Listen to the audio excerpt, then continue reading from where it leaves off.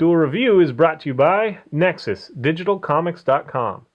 On today's Duel Review, it's Android, the board game. I'm RJ. And I'm Nick. Let's get to it.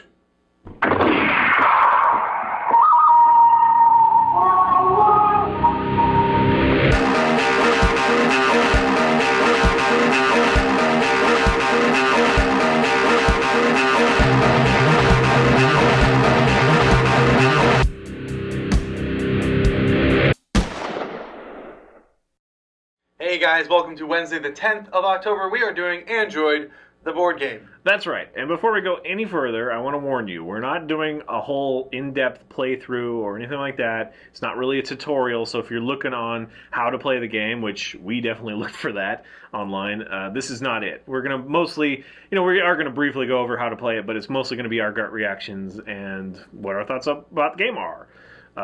Having said that, let's begin. Android, the board game. Pretty cool looking. Came out in 2008. Yeah, nice box, Fantasy Flight game. Yes, it is. So we were expecting a lot of parts, and an in-depth story maybe. Android is a universe that we have two other games that we really enjoy, Infiltrate and Infiltration. And the new Netrunner. It's a redoing of Netrunner. Those are really great. So yeah, Android. Oh, sorry, I didn't know you were done with it. Yeah, I guess I'm going to... Where are we going to start? We were frustrated as hell with this game, and if you look online, most people are. It's very hard to find an actual tutorial. We did find a wonderful review of it that did give kind of a short synopsis of how to play, which helped us navigate the friggin', really thick for an instruction booklet, lots of pages. Does it have numbers? Yeah.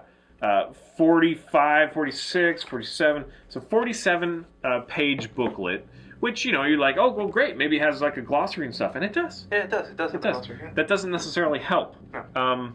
It does a little bit. I mean, I love the art. I enjoy that there, the characters in there.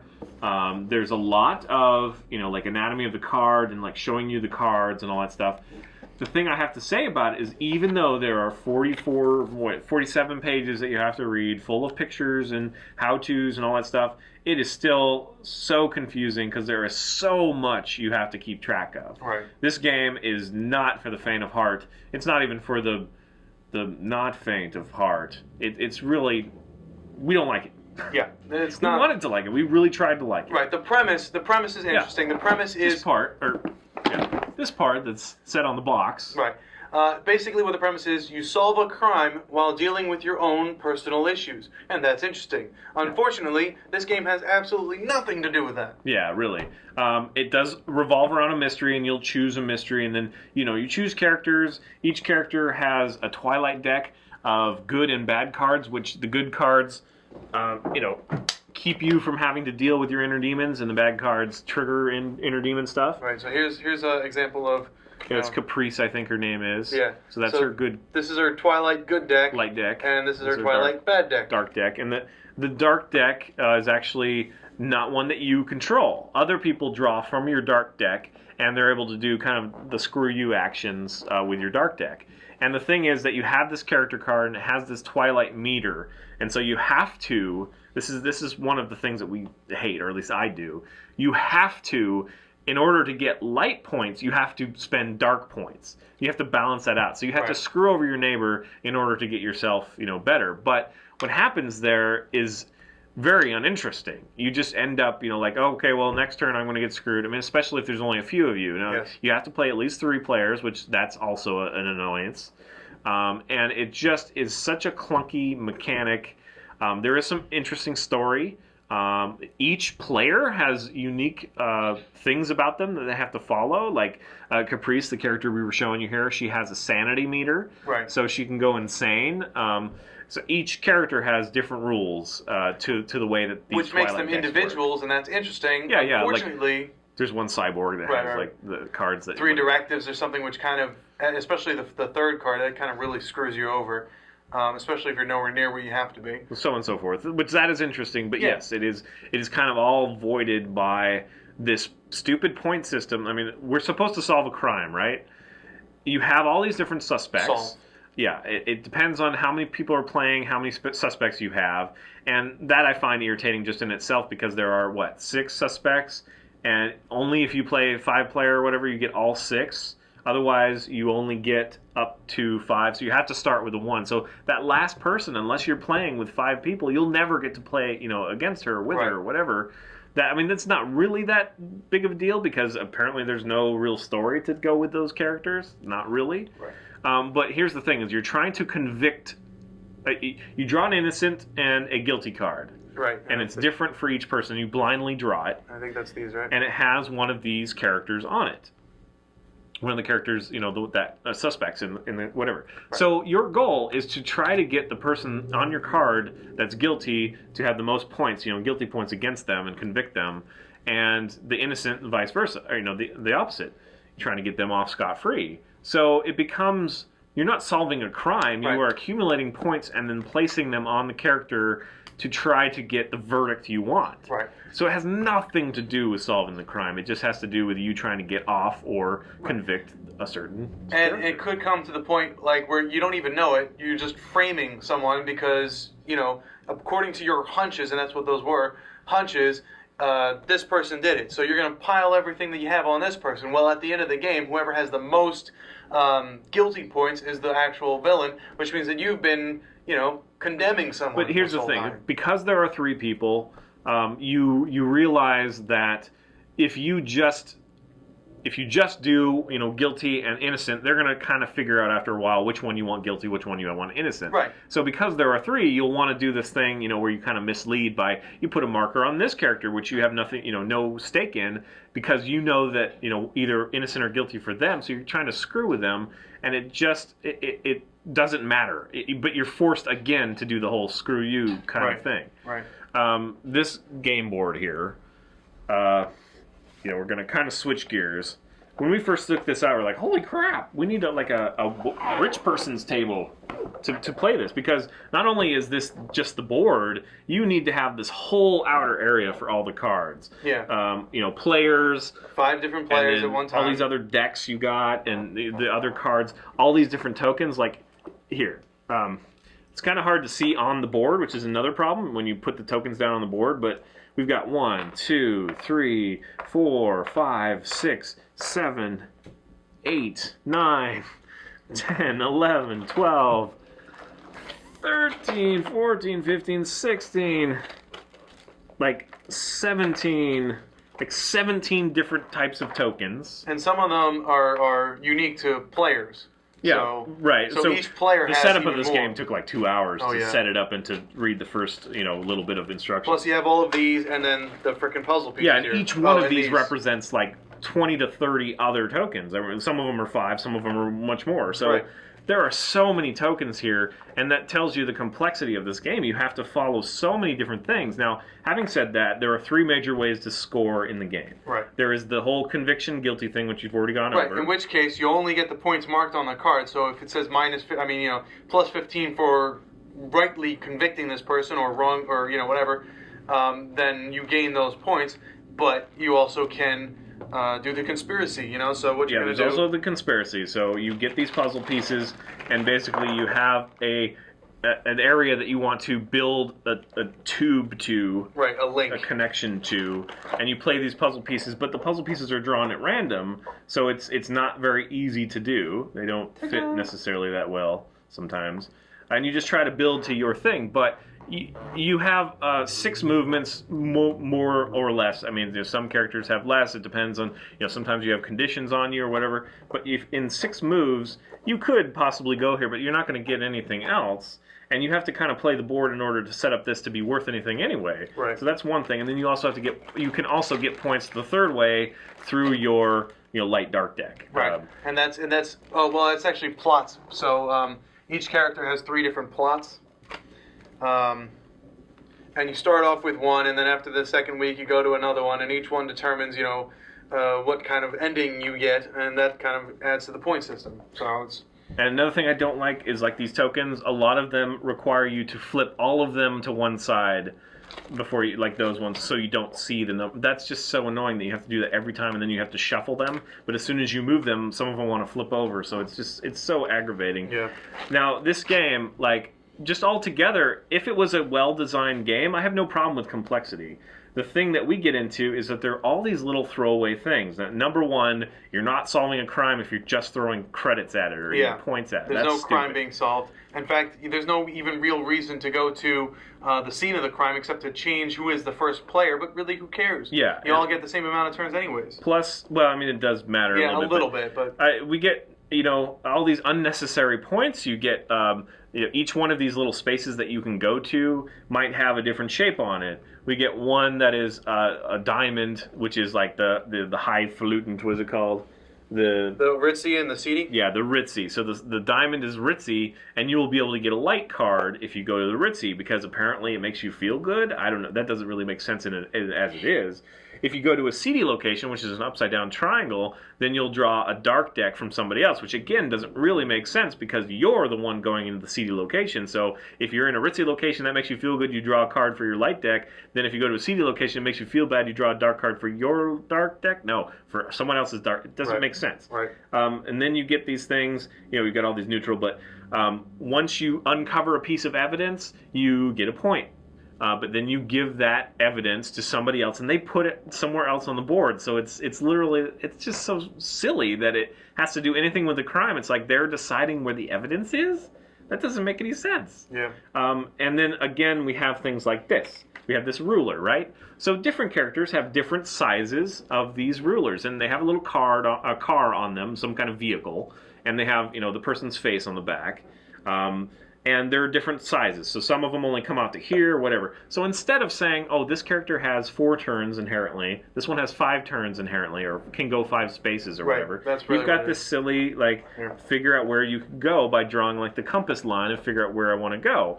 But the thing is, I mean, this is kind of that's interesting. Yeah, that is interesting. But when you start using it, it's like, well, why not just say you can move up to 3 spaces?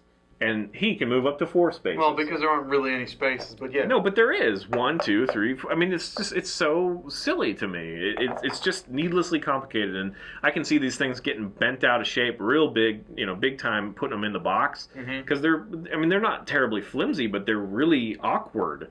And so if you accidentally, jam some cards in there, it's going to bend it and then it's going to be over. This is an expensive game, and I don't blame them because there's a lot of effing parts. Yeah.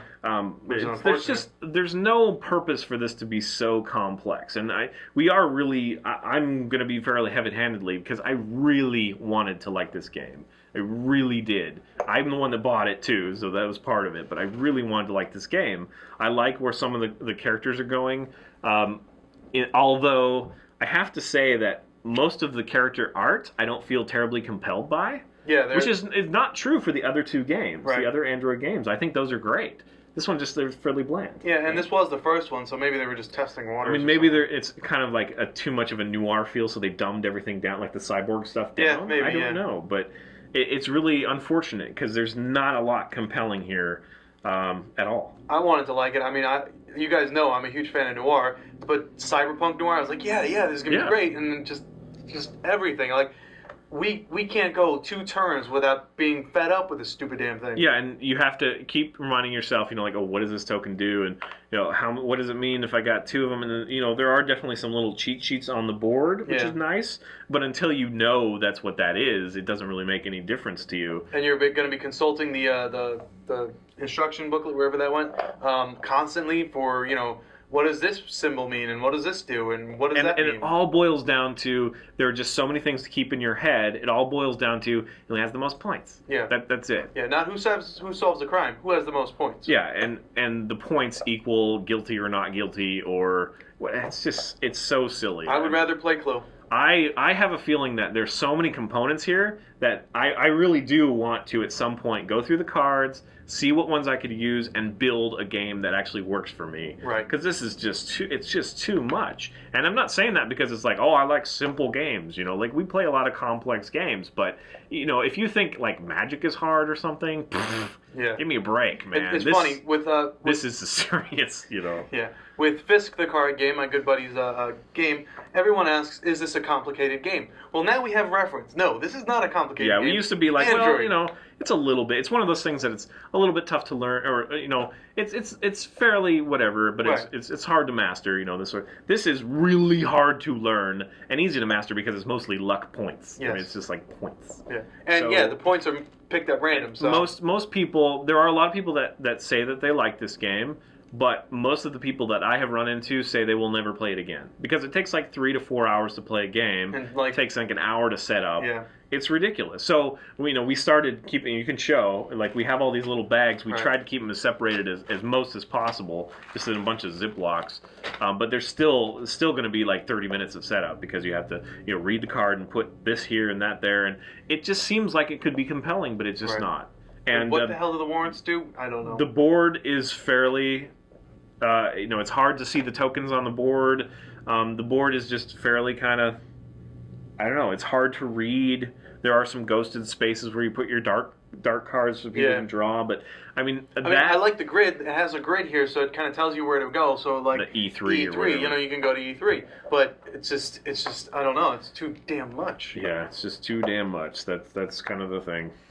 All right, and the force you screw your neighbor thing is just you can't Yeah. play it good. You have to play screw your neighbor, and a lot of people like screw your neighbor, but it's literally screw your neighbor to help yourself, and then help yourself, and then screw your neighbor again to help yourself, and then help yourself, and then screw your neighbor again to help. And Right. I read a lot of It's not reviews. compelling. It's not like I want. Oh, go ahead. All right. I read a lot of reviews that tried to justify that. Oh, it's a cyberpunk thing, so there's this kind of cynicism, and the screw your neighbor aspect of the game is kind of to tie into that. No, it's stupid. It's dumb. You know, if I'm a good person and I want to do the good thing by helping someone out or just helping myself out and letting them worry about themselves, I can't. I have to screw this other guy. If we were playing with somebody who really knows this game well, I still have a feeling that I would be like, this is not, I don't really care because, again, the points are all there is. There's no mystery to Right. solve. I wanted to buy this game and try it out because I'm developing a game of my own that has to do with a mystery. Like you have to solve things or whatever. So I was like, okay, well, I'll do some research here, be able to play a fun game and maybe get some ideas, playing the game. And I do have some ideas playing the game to do Yeah. nothing that this game does. Like, Exactly. literally. Yeah. So that's really unfortunate. It's really unfortunate because we were expecting, we're fans of Clue or whatever, and that's love Clue. such a simple game. This makes it really complex and then has no elements that are like Clue. And they're not fun. It's not fun. There's no guessing involved. There's just screw your neighbor and wait until you get screwed yourself. Yeah, and you can't decide who your hunches are because it doesn't really matter. Just you gain these cards, and, Right, and these sometimes are your hunches. And they're like, instead of saying like, well, if you get the same character, then you should put that card back or whatever. It's like, no, then you're obsessed. Yeah. So you get the same person, the same character as guilty and innocent. Then you're obsessed. How can you be obsessed with someone And being there's, like, guilty different- and innocent? Whatever. Usually obsessed means you're all or nothing. So I'm sorry, developers. I'm sorry. Try it again. We do love the other two games, Yes. and we will be reviewing them. Maybe even next week we'll do another one of the ones that Probably we like. Infiltration. We just had to do this one because it is such a frustration. We want to warn people, honestly. How much was that? I don't know. It was too much. It was like $50-something. It's or totally not something worth like it, that. guys. I mean, It's, unless you want to waste 4 hours playing a game that you're probably never going to play again, okay, but I wouldn't recommend it. I can't recommend it. yeah, just so many tokens. And there's a lot more It's like- cards. this is like one person's tokens at the start. Right. And there's a lot more cards that we left in the box. There's a lot more tokens as well that we left in the box. This is just some of the crap that came in this game. And then lastly, I guess really quick, this has been a long review, but the verbiage they use is uselessly complicated. Like they literally say, the first player is the player that goes first. Yes. Like stuff like that. And it's like, what? Like, are you playing a joke on me? Is this funny to you? Because it's not funny to me. And just when you're reading the rules, like in Magic. Magic is sometimes difficult because it's like, well, what does that really mean? Does that mean I can do it during this phase or whatever? Right. This is far more. That makes it look like child's play. This is far more confusing. It's Right. like, what does that mean? What does that mean? And they change the verbiage on you without telling you like they literally see. They say the name of the thing, and then they say C-section whatever. And so when you are on page whatever, so you look at the page, and instead of saying whatever, like warrant ticket, it'll say resolving the ticket or something like that. Yeah, it's something like like so stupid just like that. it just won't make sense. You'll have to start reading it to that's what they're talking about. So it's maddening altogether. It's maddening. All right, guys, subscribe to our YouTube channel. Tell us what you think. If you love this game, please defend it. We're not gonna like yell at you or like tear you down. We want to know why it's good and if we missed something, because we've played it and not so good. And give us some more games to recommendations. We love playing games. We're going to do a lot more of those. We're trying to make our own board games as well, so that'll be fun. And check out our great playlists. Game Lab's been a lot of fun. Moonflower 4 were great. Thank you. And please leave comments. We love comments. And you can help support us and our new digs by buying our wares at spiderwolf.com. That's right. T-shirts, card games, short stories, art prints, and more. See you guys later.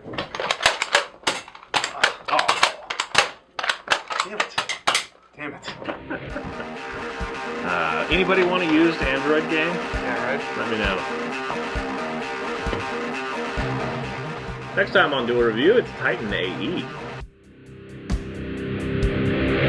I hate tearing down. He was right, by the way. Literally, the line is, first player is the player who goes first. Yeah. That literally is in the book. In fact, where's the book? I'm going to read it to you. What'd you do with it? You're gonna have like 5 minutes of trying to find where that is. Yeah, really, because it's not even like told you where it is. Yeah, it's not like, here, first do this. It's not like that at all. You have to read the entire booklet to then read it again to figure out what to do.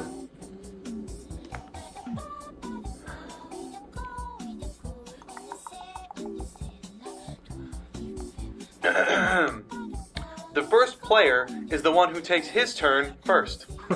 End sentence.